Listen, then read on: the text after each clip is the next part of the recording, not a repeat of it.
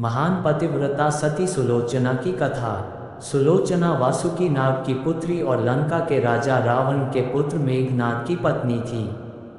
लक्ष्मण के साथ हुए एक भयंकर युद्ध में मेघनाद का वध हुआ।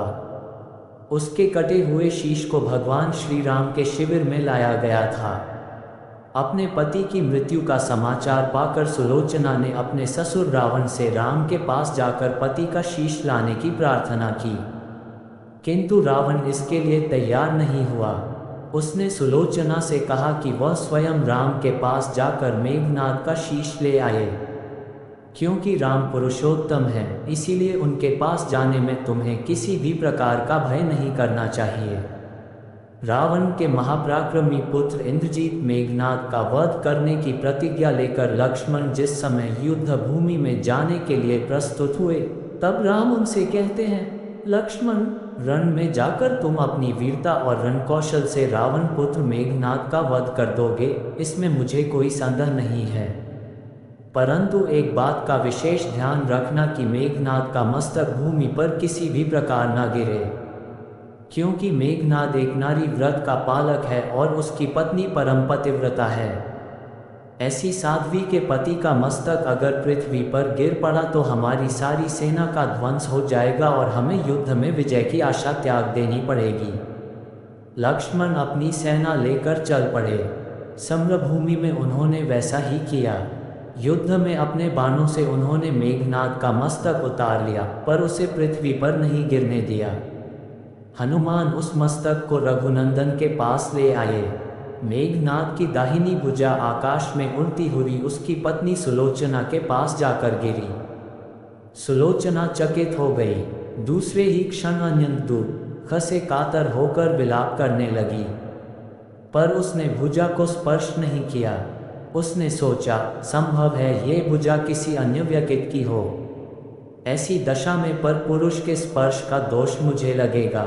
निर्णय करने के लिए उसने भुजा से कहा, यदि तू मेरे स्वामी की भुजा है तो मेरे पतिव्रत की शक्ति से युद्ध का सारा वृतांत लिख दे। भुजा में दासी ने लेखनी पकड़ा दी। लेखिनी ने लिख दिया, प्राण प्रिय, ये भुजा मेरी ही है। युद्ध भूमि में श्री राम के भारी लक्ष्मण से मेरा युद्ध हुआ। लक्ष्मण ने कई वर्षों से पत्नी, अन्न और निद्रा छोड़ रखी है। वे तेजस्वी तथा समस्त दैवी गुणों से संपन्न है। संग्राम में उनके साथ मेरी एक नहीं चली। अंत में उन्हीं के बाणों से विद्ध होने से मेरा प्राणांत हो गया। मेरा शीश श्री राम के पास है। पति की भुजा लिखित पंक्तियां पढ़ते ही सुलोचना व्याकुल हो गई। पुत्र वधू के विलाप को सुनकर लंकापति रावण ने आकर कहा, शोक न कर पुत्री। प्रातः होते ही सहस्त्रों मस्तक मेरे बाणों से कट कट कर पृथ्वी पर लौट जाएंगे। मैं रक्त की नदियां बहा दूंगा। करुण चीत्कार करती हुई सुलोचना बोली, पर इससे मेरा क्या लाभ होगा पिताजी। सहस्त्रों नहीं करोड़ों शीश भी मेरे स्वामी के शीश के अभाव की पूर्ति नहीं कर सकेंगे। सुलोचना ने निश्चय किया कि मुझे अब सती हो जाना चाहिए, किंतु पति का शव तो रामदल में पड़ा हुआ था, फिर वह कैसे सती होती। जब अपने ससुर रावण से उसने अपना अभिप्राय कहकर अपने पति का शव मंगवाने के लिए कहा, तब रावण ने उत्तर दिया, देवी, तुम स्वयं ही रामदल में जाकर अपने पति का शव प्राप्त करो।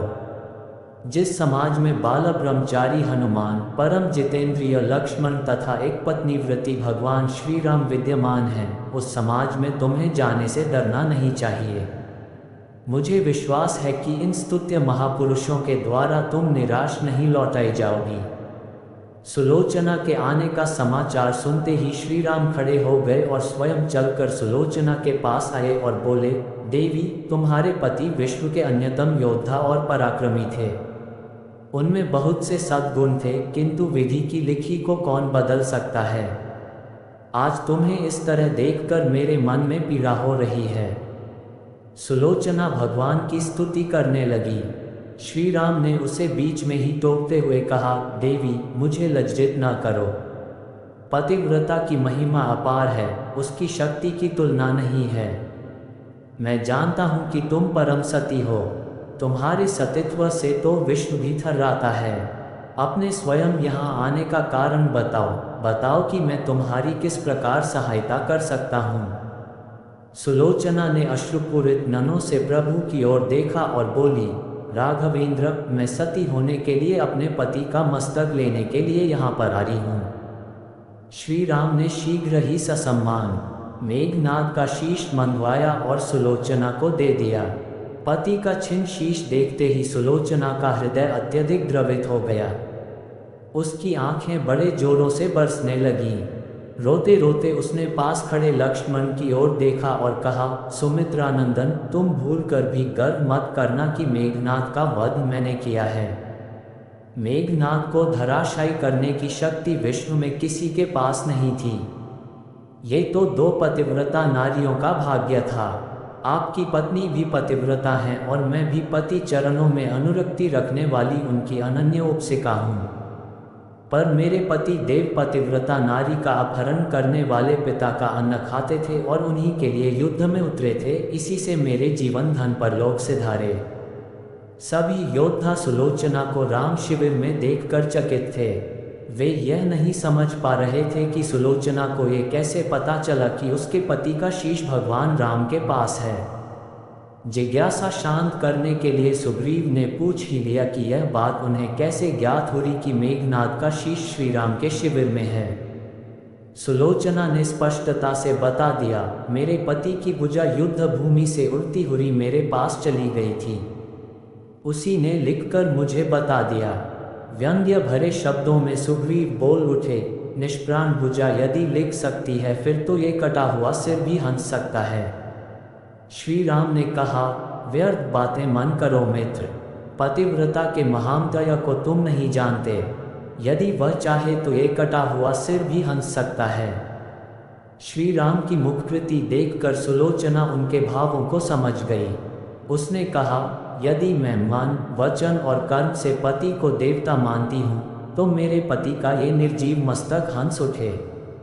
सुलोचना की बात पूरी भी नहीं हो रही थी कि कटा हुआ मस्तक जोरों से हंसने लगा।